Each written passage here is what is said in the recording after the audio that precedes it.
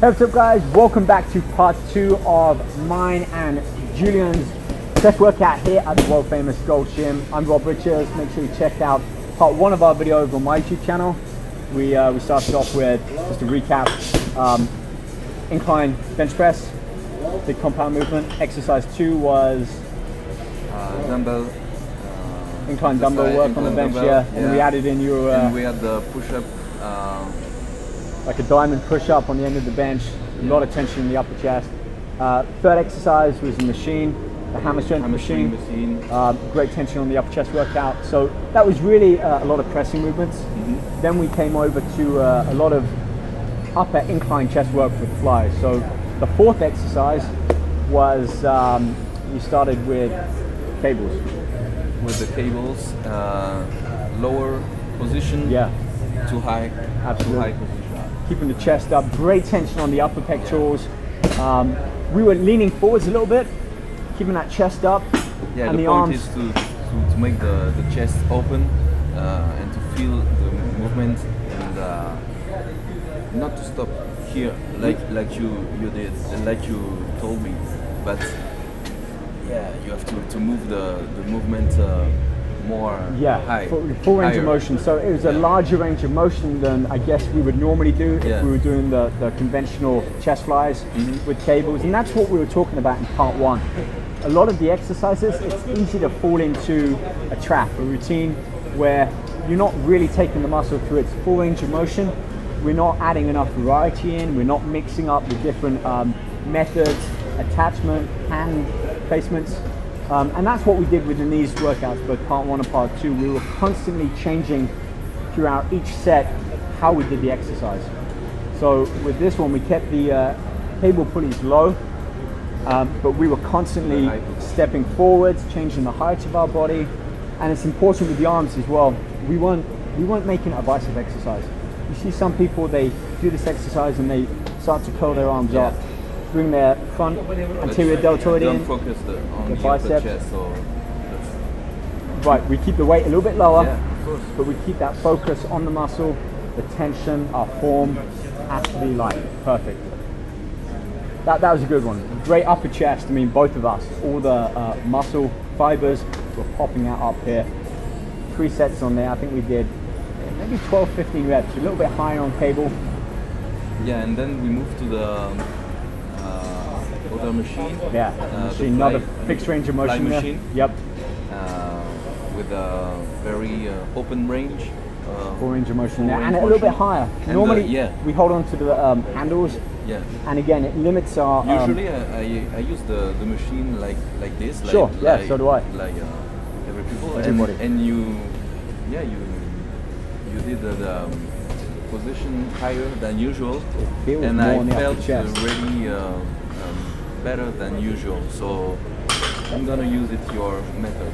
That's all I say with workouts and machines in particular. If you look at an exercise, think about how many different ways you can do it, and know that every time you change it, there's a different muscle fiber and so on being worked. So it's nice to change things up. We've got the sun coming out now. It was raining earlier. Yeah, a lot of rain. It was cold and wet, and now we've got the bright sun. So that's California for you. So with that one, obviously you can change the height of the cables. We were focusing more on the upper chest. If it was just a typical chest workout, we may have changed the height from high to medium to low. Yeah, it depends on your point, but typically all the guy, fitness model, competitor or not, the weak point is the upper chest. That's why we did this workout, and very focused on the upper chest. And we could have changed this around a lot more too. We could have brought a bench in. We could have sat down and performed flies on the bench, seated. Changing, of course, the height a little bit will affect the different muscle fibers being worked.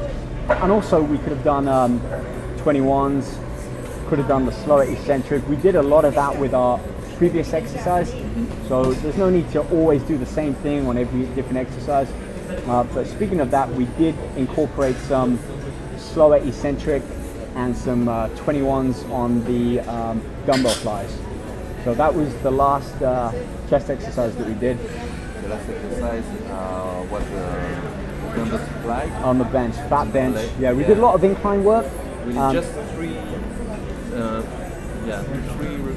reps. 3 presses, and then we did 3 fly movements. Yeah, but different. Yeah, very different. 3 sets on there.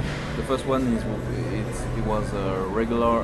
Yeah, just keeping the dumbbells fixed, keeping the elbow placement fixed, and just getting both of us. We were going nice and deep, stretching out the pectorals, and then incorporating the pecs to then pull the arm back up without touching the dumbbells at the top. We want to keep tension in the muscle, go low enough that we get a stretch, but not too low where we start to break form and it's uncomfortable, place of stress on the joints. So whilst you might be able to get a full range of motion, you want to stay within your the main range that will work the muscle the hardest. So we were both doing that. And then for the second part, added that rotation, like almost 180-degree rotation at the end of the movement, and yeah, we have to different movement there. We kept the same weight. Yeah, for this one we kept 40 the pound same dumbbells, weight, but it was more intense than the first one. Yeah, every time you add a dynamic in, a different movement within that. So instead of just keeping the dumbbells fixed, we were closing the arm in, but also then having to incorporate some of the bicep brachialis and rotate that dumbbell in. Affects the chest a little bit differently. It's nice to change it up and change the intensity without increasing the weight necessarily. And then the third one, I hadn't done this one before. I'm surprised. I've been training for like 15 years and I don't think I've ever done this particular method with chest and dumbbell flies. So you mean the 21? 21s, yeah. I've always done it typically to pressing or curl type exercises, and you suggested we do this for dumbbell flies, and whew. Yeah, that was different. And so I started doing, I mean, 21s, you know, you work the lower half of the movement, then the upper half, or vice versa, and then the full range. I started with the lower half, then the upper half, then full range. I noticed you did it the other way around. You did the upper half first. Any particular reason for that? No, you can. I think you can do both. It's the same. You can do like you did for this workout, and the next week you can. Yeah, that's true. It challenges mentally as well as physically how you, because you got to think about what you're doing. You can't just be counting the reps like if you're doing 10 reps and you get up to 10. You've got to really think about each particular segment of that exercise and perform it the best you can. Of course. And the last 7 repetitions. Yeah, that was intense. Thank God I had a spotter there, because I think I failed after 3 and my muscles were screaming. That was a really intense workout. I mean, I'm getting ready for a photo shoot in a couple of days, and you're still training hard but enjoying a little bit of time off. When's your next competition coming up? I don't know yet. I don't want to make lots of pressure, you know. Yeah, but when I'm gonna be ready, I'm gonna pick up a competition. Good. So, but I'm starting dieting now.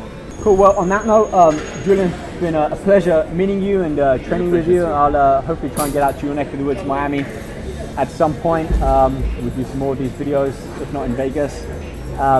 Guys, please do subscribe, show us your support, and we'll keep these videos coming. So on that note, I'm starving. I'm going to get back and eat. I'm sure you do too. And yeah, we'll see you guys within a short time. So keep training hard, stay focused, eat clean, and find that balance. Balance is the key. Balance. Remember that. Yeah.